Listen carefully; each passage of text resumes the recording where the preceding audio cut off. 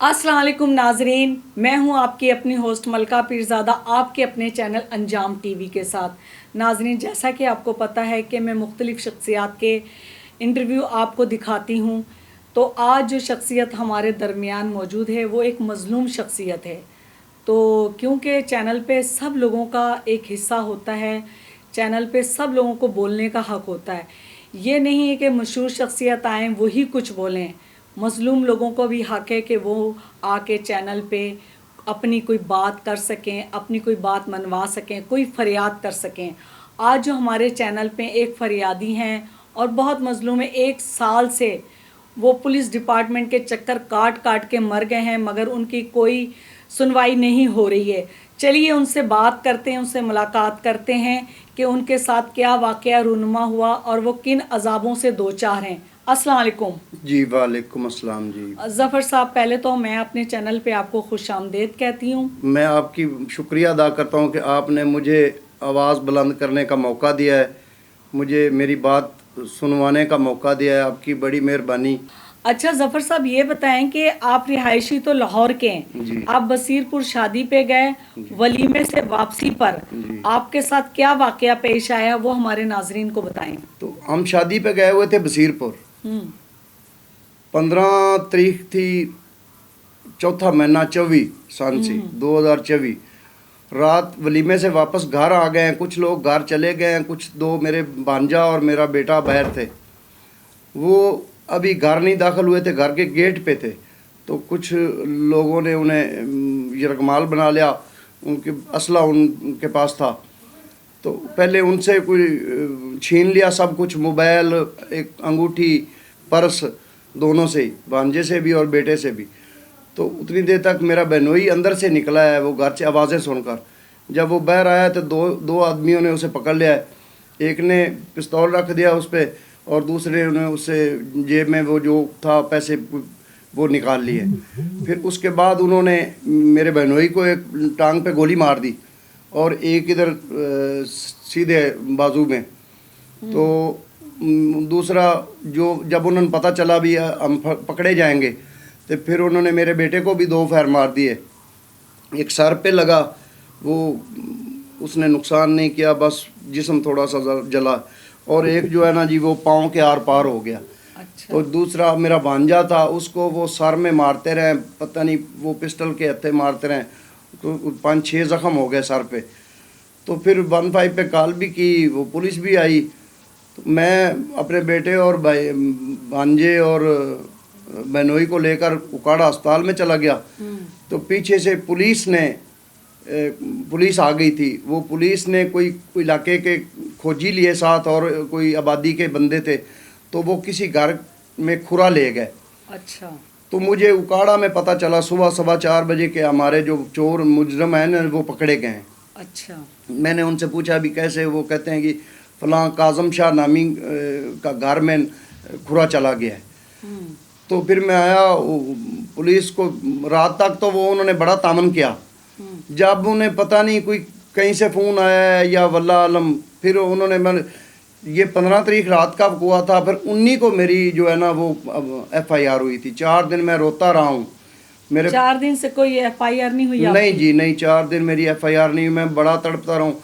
फिर पुलिस वालों ने मुझे थाने में कहा कि आप बंदे जो है ना वो 5 नहीं 3 कराए, फिर 5 आपकी नहीं 3 FIR। कराए? जी 5 बंदे थे, मेरी एप्लीकेशन जो थी ये जी वो पुलिस 5 वालों ने कहा आपको? जी ये पुलिस वालों ने कहा। अच्छा। तो वो फिर मैंने जी 4 दिन बाद रो रो कर, मैं सुबह आता था, रात आधी रात को थाने से वापस जाता था, मेरे साथ और भी लोग होते थे, तो मेरी कोई सुनवाई नहीं होती थी। फिर मैंने जी वो लिख दिया कि चलें 3 बंदे पे FIR कर दें। फिर मैं जी 5वें महीने ਦੀ 3 ਤਰੀਕ ਨੂੰ DPO ਕੋਲ ਵੀ ਗਿਆ, ਫਿਰ 5ਵੇਂ ਮਹੀਨੇ ਦੀ 13 ਤਰੀਕ ਨੂੰ ਵੀ DPO ਕੋਲ ਗਿਆ, ਫਿਰ 5ਵੇਂ ਮਹੀਨੇ ਦੀ 27 ਤਰੀਕ ਨੂੰ ਵੀ DPO ਕੋਲ ਗਿਆ, कुछ ना बनया जी। तो फिर उन्होंने क्या कहा? DPO के पास आप जाते रहे, उन्होंने कोई रीजनेबल जवाब नहीं दिया आपको? जी वो पुलिस वालों को कहते थे कि ये इनका ये हल करें। वो एक जो DPO था वो 13 तो को उसका तबादला हो गया था। तबादला हो गया जी था? तबादला हो गया था 13 तारीख को। शायद वो होता तो मेरा अल्लाह सुन लेता मेरी। उसके तबादले के बाद फिर मैंने काफ़ी चक्कर काटे हैं जी। फिर और मैं उस डीपीओ का नाम बता सकते हैं? नहीं आपको जी, नाम नाम याद है? नहीं जी, नाम जो मुझे नहीं दूसरा याद। डीपीओ आया उसका नाम याद नाम है? उसका भी नहीं याद, तारीख याद है जी, मेरे पास अच्छा। डिटेल में पूरे कागजात हैं। अच्छा, फिर? तो फिर मुझे किसी ने कहा कि आपका इधर कुछ नहीं बनेगा, ये इधर असर और रसूख वाले लोग हैं, वो जो ये कारोबार करते हैं, ऐसे गलत काम करते हैं, उनके जो सर पे कोई उनके बड़े असर और रसूख होते हैं, तो आपका इधर कुछ नहीं बनेगा, आप आईजी के पास जाएं। फिर मैं जी आईजी के पास भी गया हूँ, 2 दफ़ा गया हूँ, फिर आरपीओ साहिवाल के पास 2 दफ़ा गया हूँ, फिर मेरा कुछ नहीं बना। फिर मुझे एसपी इन्वेस्टिगेशन उकाड़ा ने मुझे बुलाया, उधर भी मैंने एप्लीकेशन दी थी कि मेरी तफ्तीश तब्दील की जाए। वो 4 तारीखों पे मैंने जाता रहा हूँ एसपी के पास, तो वो मुझे उधर से पक्का उम्मीद हो गई थी कि मेरे जो मुजरम है ना वो इंशाल्लाह पकड़े जाएंगे। तो फिर वो पता चला कि जिसको मैंने नामजद किया था काजम शाह को, जिसके घर खुरा गया था, पहले पर्चा में एफआईआर जो है ना वो मेरी ऐसे थी, नामलोम थी, तो फिर मैंने उसको नामजद किया, लेकिन वो पता नहीं जी पुलिस वाले जो हैं उन्होंने क्या किया है ये अल्लाह जानता है कि मेरा कख नहीं बना। फिर मैंने वज़ीर आज़म पे भी एप्लीकेशन दी है, वज़ीर आला पे भी दी है, आईजी पंजाब पे भी दी है, डीआईजी पंजाब पे भी दी है, मुतसबे आला पंजाब पे पहले 4 एप्लीकेशन दी थी, अब मैंने मुतसबे वफाक से भी अपील की है। फिर मैं 21 तारीख 22 तारीख को फिर दोबारा आरपीओ के पास गया हूँ साहिवाल। तो उन्होंने मुझे यकीन है कि वो मेरी तफ्तीश जो है ना वो तब्दील कराएंगे। तो 1 साल और 7 दिन हो गए हैं जी मुझे ये मेरे साथ वारदात हुए हो, तो लुटता ही फिरता हूँ।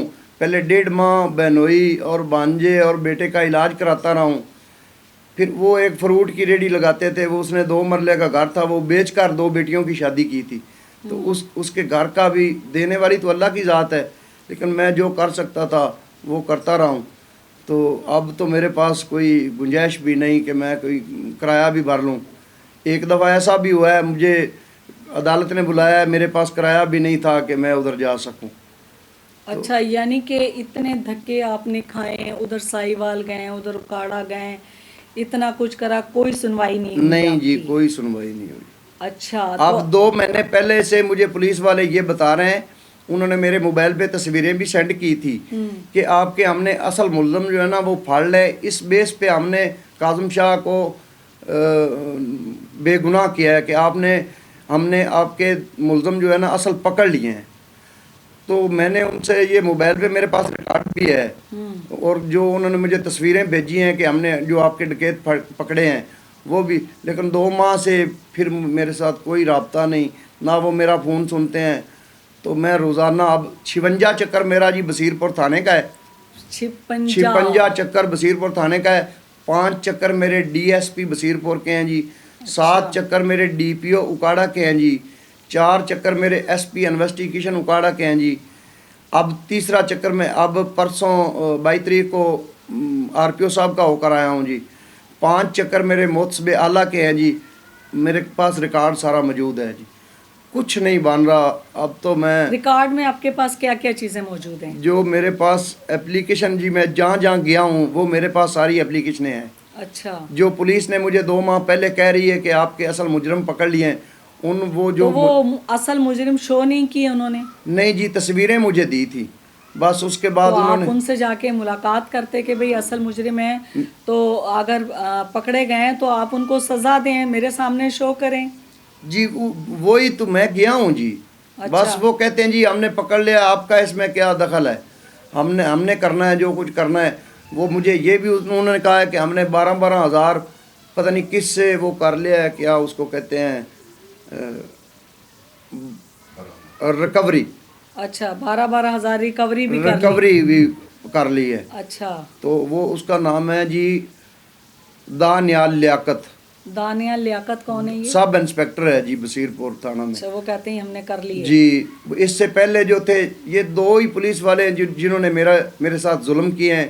पहला दानियाल ताहिर बशीर सब इंस्पेक्टर, अच्छा, ताहिर बशीर सब इंस्पेक्टर, और दूसरा दानियाल लियाकत وہ بھی سب انسپیکٹر ہیں. اب ابھی تک یہ تعینات ہیں ادھر؟ جی اب مجھے نہیں پتا جی، مجھے تقریباً اب میرا نہ وہ فون سنتے ہیں نہ مجھے کال کرتے ہیں، میں فون کروں بھی تو سنتے نہیں ہیں. اب کتنا ٹائم ہو گیا آپ بصیر پور گئے ہیں؟ تقریباً ماہ ہو گیا ہے. 1 ماہ ہو جی گیا. 1 ماہ ہو گیا. میں حکام بالا سے گزارش کروں گی کہ آپ نے ساری بات سن لی ہے کہ کتنا ایک غریب بندہ کیا کچھ کرے گا. دیکھیں 2 جانیں اللہ نے بچا دیں. اگر وہ جیسے فائر لگے تھے، آپ کے بیٹے کے سر پہ لگا تھا؟ جی میرے بیٹے کے سر پہ لگا تھا اور ایک پاؤں کے آر پاؤں پار پہ ہو گیا لگا. تھا. اگر وہ بیٹا مطلب چلا جاتا دنیا سے تو ایک بوڑھا باپ کیا کرتا. یہ تو اللہ نے رحمت کری.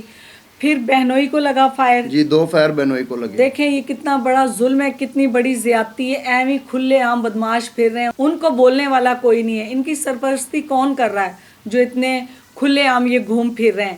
اور یہ بھائی نے نام بتائیں کہ جی دانیال لیاقت لیاقت سب انسپیکٹر، اور دوسرا طاہر بشیر. ان لوگوں نے کوئی کاروائی نہیں کی، برائے نام کاروائی کی ہے. اصل مجرم کی یہ لوگ سپورٹنگ کرتے ہیں، کیا کرتے ہیں واللہ عالم. بہرحال آپ مجھے ڈراتے بھی ہیں جی، مجھے ڈراتے بھی ہیں. یہ ڈراتے بھی ہیں. اب آ گئی ہیں ہماری جو وزیر اعلیٰ ہیں محترمہ مریم نواز صاحبہ. وہ لوگوں کے لیے بہت کچھ کام کر رہی ہیں اور پولیس بڑی پنجاب کی الرٹ ہے. میں نے دیکھا ہے، میں نے بعض جگہ بہت اس سروے کیا ہے کہ مریم نواز صاحبہ کی وجہ سے وہ بہت ڈرتے ہیں اور بڑے ایکٹیو ہو کے وہ کام کرتے ہیں. انشاءاللہ آپ حکام بالا سے کیا گزارش کریں گے؟ آپ محترمہ سے گزارش کریں نا کہ وہ آپ کے لیے کچھ کر سکیں. میری اب وزیر اعلیٰ پنجاب سے اپیل ہے کہ میرے اوپر رحم کیا جائے، مجھے انصاف دلایا جائے. اگر نہیں انصاف ملتا تو میں انشاءاللہ اگلا پریس کلب میں بھی جاؤں گا. ادھر میں آپ بورڈ لگاؤں گا کہ میرے پاس پیسہ نہیں ہے اب لگانے کو، میں اپنا گردہ بیچوں گا اور وہ میں کیس کے اوپر لگاؤں گا انشاءاللہ. مجھے اپنی اولاد سے بڑھ کر کوئی چیز نہیں ہے، لیکن میرے پاس اب پیسے ہوتے تو شاید میں ایسے رلتا نہ. جو میرے پاس تھے وہ میں نے پہلے علاج پہ لگائے، پھر میں دھکے کھاتا رہا ہوں. سب کچھ میں نے بتا دیا ہے. باقی اللہ پاک میری مدد کرے گا انشاءاللہ. تو میری مریم نواز صاحبہ سے ہی گزارش ہے، بار بار گزارش ہے، اپیل ہے کہ مجھے حق دلایا جائے.